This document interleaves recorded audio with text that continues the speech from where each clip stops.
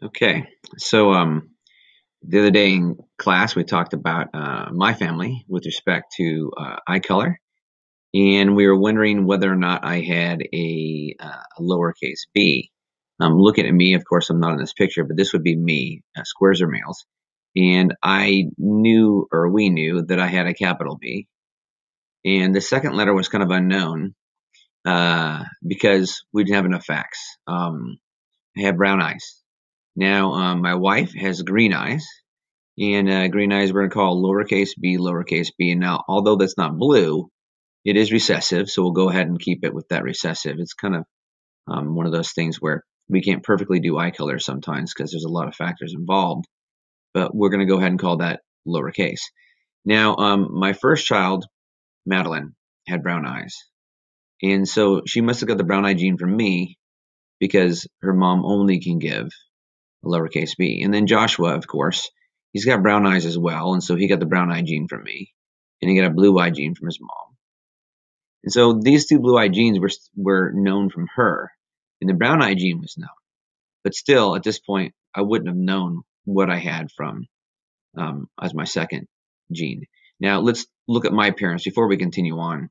Let's look at my parents. If you remember, my mom is from Italy, and everybody that I know in my mom's family has brown eyes. I don't know anybody that my mom's family does not have brown eyes. So I'm going to assume, although it's not 100% proven, that my mom is probably homozygous dominant brown, which means I don't think she's a carrier of the blue eye gene.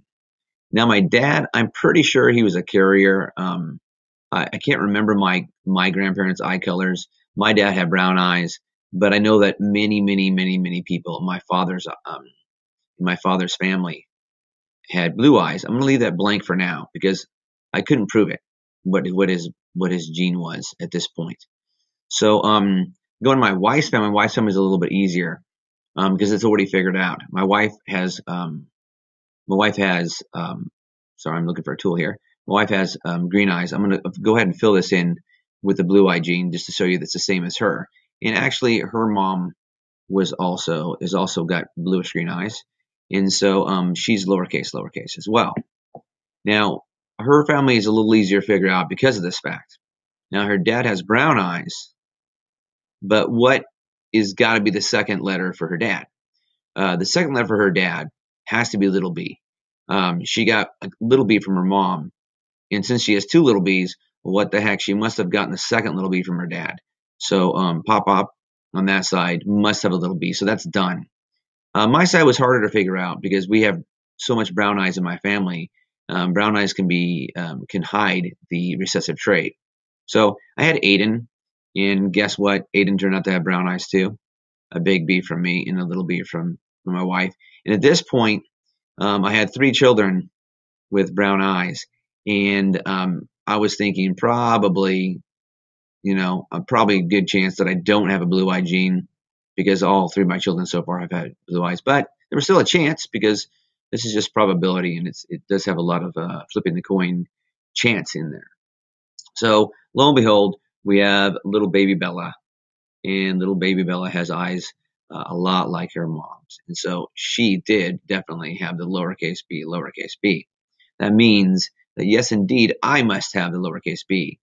Now, going back in history, I didn't get it from my mom, so most likely I got that from my dad. And the truth of the matter is, my dad is Irish, Welsh, Scottish, and Norwegian, and there's a lot of a lot of blue-eyed people on that side of the family. So that proved, beyond a shadow of doubt, what that came from, what the pedigree was, and the Punnett square will describe that. So my Punnett square looks like this. I have a capital B to give, and I have a lowercase b to give. My wife has a lowercase b to give, and of course, another lowercase b to give. And so if you do the Punnett square, really the probability of me having a brown-eyed child versus having a blue-eyed child turns out to be like this. This will be brown-eyed. This will be brown-eyed. That's like these children here. There's actually a 50-50 chance, given the fact that my wife is homozygous recessive and I'm heterozygous, that it'll be a 50-50 chance they'll have a dark-eyed child, and 50-50 chance they'll have a light-eyed child. You could do the same thing with any one of these other pedigrees. You could take a look at my parents. My parents, it was impossible for them to have a blue-eyed child because my mom was homozygous dominant, and so guess what? She's not going to have a blue-eyed child. I'm the 8th child of 9, and every single one of us has brown eyes. Now, that means that probably about half of us, right, can't have a child with blue eyes, but half of us can. So of my brothers and sisters, I fall in this category, which means we are a carrier of the blue eyes, and I didn't know if I was a carrier or not until I proved it with baby Bella, which was that one right there. Now, I know, I don't know for a fact, but many of my brothers and sisters are probably this because they have a lot of kids in my family, and almost all the kids in my family have brown eyes. So, my sister Sherry, she's got a blue-eyed child, and so my sister Sherry must also be a carrier.